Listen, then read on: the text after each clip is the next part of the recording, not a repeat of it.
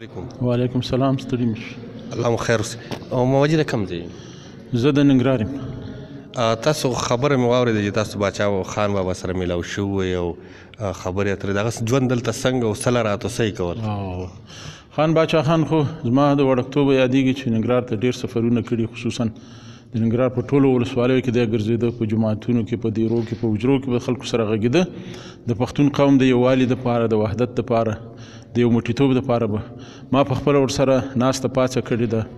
د خوږیاڼیو په ولسوالۍ کې زه ورسره ناست یم په جوماتونو کې. دا به چې کله راتلو بیا به ډېر په کشرانو به یې شفقت و، په مشرانو سره به یې مدارا وه، هغوی سره به یې خبرې کولې. پښتون قوم یې یو موټیتوب ته، وحدت ته، اتحاد ته رابللو.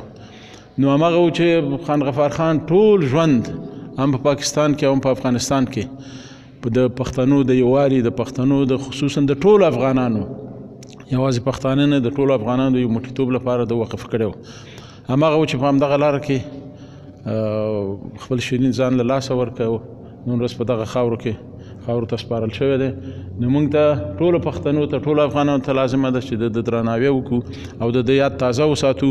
همیشه د خبرې، د دغه نصیحتونه، د دغه کومې مقولې چې دي هغه باید په خپلو منځونو کې ورته وسط ورکو، هغه باید په خپل ذهنونو کې وساتو او دغه په لاره پل کېدو تر څو پورې چې زموږ پښتانه هم لکه هغوی چې دغسې وحدت ته رابلل، موږ هم وحدت ته راوړو. ټول افغانان باید اتحاد او اتفاق وکړي او د خپل وطن او خپلې خاورې نه دفاع وکړي، ساتنه وکړي، دلته دښمن ته اجازه ورنه کړي چې په دې خاوره باندې تعرض وکړي. تاسو څه فکر کوئ چې هغه دا وصیت ولې کوي چې افغانستان کې زما مړی هلته ویسي هلته څه فکر کوئ چې دې لا شاته څه صفحه ده، فلسفه څه ده؟ خو اصلا افغان قوم اوس په هند کې مشته، په پاکستان کې مشته. نو دغه پښتانه چې اوس د پولیا خواته دي، دا د همدغه خاورې ول، همدغه افغانان دي چې اخواته تلي دي، مهاجر شوي دي، اخواته دښمن بیل کړي دي. نو دغه ټول موږ تاسې پوهېږو چې دغه یو خاوره وه، یو افغان ولس و، یو پښتانه و، یو افغانان ول، دوی ټول په همدغه ملک کې ژوند کولو. نو د دې په خاطر باندې چې افغان په پاکستان کې او په افغانستان کې افغان ټول یو افغان دی، همغه افغان دی چې په افغانستان کې اوسېدل و، اوس هلته اوسېږي. دغه دپاره مبارزه کوله او دا مبارزه ډېره کلونه وساتله. په دې کې ډېرې قربانۍ ورکړې، په دې کې بند تېر کړې، په دې کې حبس تېر کړې، په دې کې ډېر مشکلات او جنجالونه یې وګالل. ولې سره د هغې هم دا د خپل عزم نه، خپل ارادې نه وانه وختو. ټول خلک یې دغه لارې ته راوبلل چې تاسې په خپلو کې اتحاد وکړئ، اتفاق وکړئ، خپل ملک آباد کړئ، خپل پښتانه ورونه، خپل افغانان ورونه سره یو ځای کړئ. فارغه دلته کې دا چې دوی د غوښتل چې د پښتانه سره یو متحد شي. دوی یو خبره کړې ویل چې پښتانه خوږو ملګرو دا کاکاجي چې کوم دی دا د مزار ساتندویه چې کوم دی هغه دی. کاکاجي د بهر حالات ډېر زیات خراب دي او څه ګټې او څه عجیبه غوندې حالات دي مزار په خوا او شا باندې. دلته کې دا څه نه څه کار شوی دی خو بیا ودرېدلی دی. دا کله نه شوی دی دا کار؟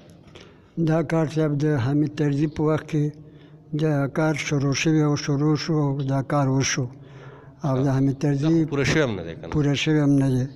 او د هغې د دومره کار نه وروسته هغه صاحب رئیس جمهورۍ نه صاحب موده پوره شوله او د هغې نه دې پله بیا هم هغه د هلې ځلې کېږي چې هر وخت راځي، انجنیران راځي او دلته سروې کوي او چې نن سبا کوي اخر کار بیا.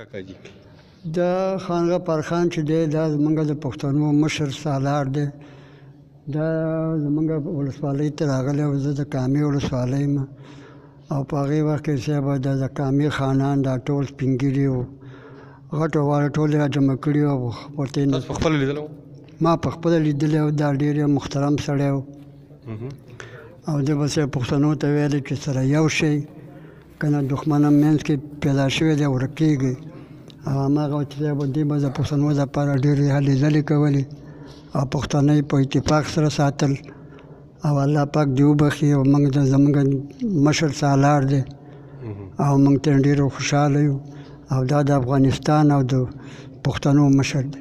هغه خو تاسو له خپل مړی هم راوړو، زموږ له خپل مړی هم دلته راوړو چې مطلب دا دی چې د پښتنو دغه تړون زما د مرګ نه پس هم وي، لکه دا یو بهانه به جوړېږي چې دغه یو بهانه به د پښتنو وي چې پښتانه د دې پولې نه اخوا وړي او دې خوا راوړي چې زما مزار هلته جوړ شي. دغه د مرګ دغه د مړي دغه فلسفه وه. هغه مبارز چې خپل هغه مړی چې دی نو هم د پښتنو په کار راوستو. یو داسې سوچ، یو داسې فکر د غفار خان بابا په قبر باندې و. دغه ملګرو به دغه ویډیو کتلی ومې راغلی مو په خپله دغه مزار ته. ما چې یو څو خاطرې د ځان سره د لوی کور افغانستان نه ویسمه. ډېره مننه. خدای پامان.